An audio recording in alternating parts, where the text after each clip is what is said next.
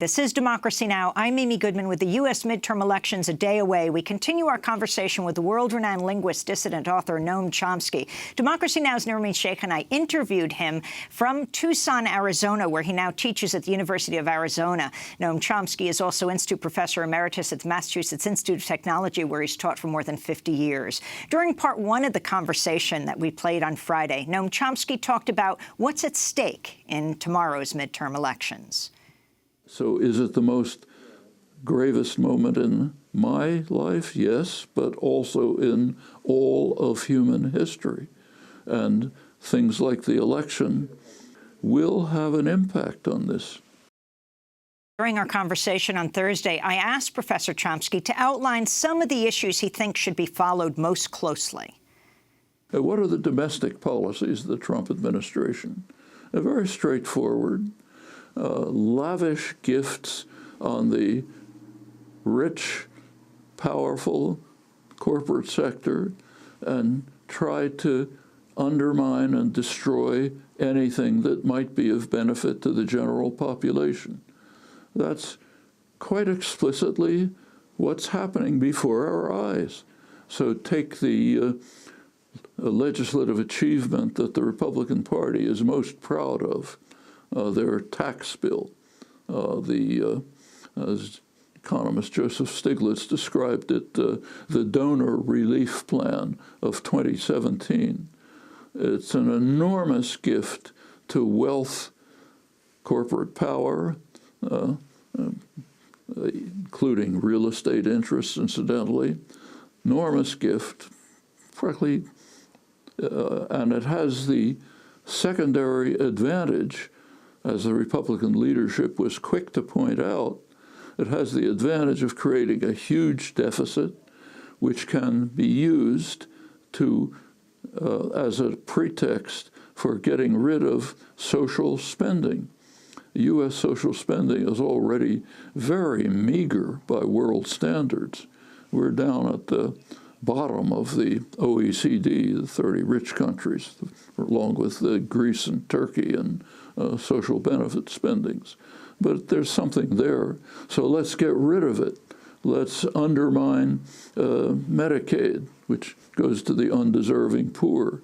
Let's undermine Social Security, which working people just rely on for survival, all because we have to lavish gifts on the super rich and ensure that the corporations have profits bulging out of their ears. The claim of the pretext for the tax scam was that it was going to sharply increase investment. That was pretty outlandish to start with. Corporations already have just overflowing with profits and wealth, and predictably it did nothing of the sort. Those are the domestic programs. Then come all of these international horrors that we're talking about. I don't want to suggest that the mainstream Democrats are all that better in these respects, somewhat. And there is a progressive wave among the sectors of the Democratic Party that could lead in a much more constructive direction. But the midterms next week are going to have a critical impact on how the country goes, and given the enormous power and wealth of this country, what happens to the world. And on that issue, you have been extremely critical of Democrats, but with this whole discussion of whether the House will turn Democrat and possibly the Senate, do you think it matters? I think it matters. Yes, we have every reason to be critical of the Democrats. These policies of the last generation, the neoliberal policies that have led to these conditions we've been talking about. The so-called New Democrats, the Clinton Democrats, have been right at the forefront. Say, deregulation of financial institutions, one of Clinton's great achievements, which led directly to financial crisis. So along with one of the factors that led to it, his attack on the welfare program. Lots that we can blame them for. In fact, I should say that some of the things that Trump has done, which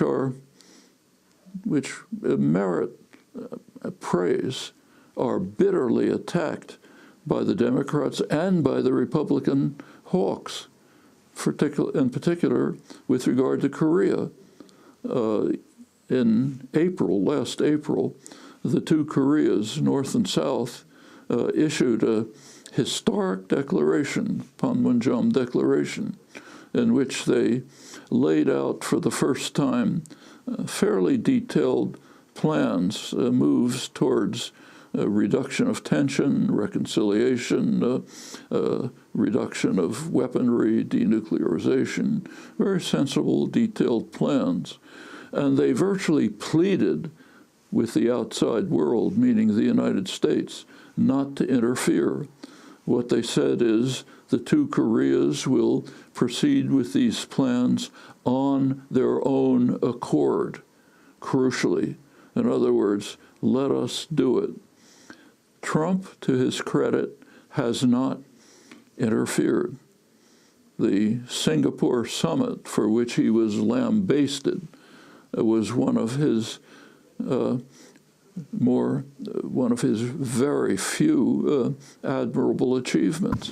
He not only did not intervene, but he even withdrew what he correctly described as provocative U.S. South Korean military operations. Well, all of that should be supported.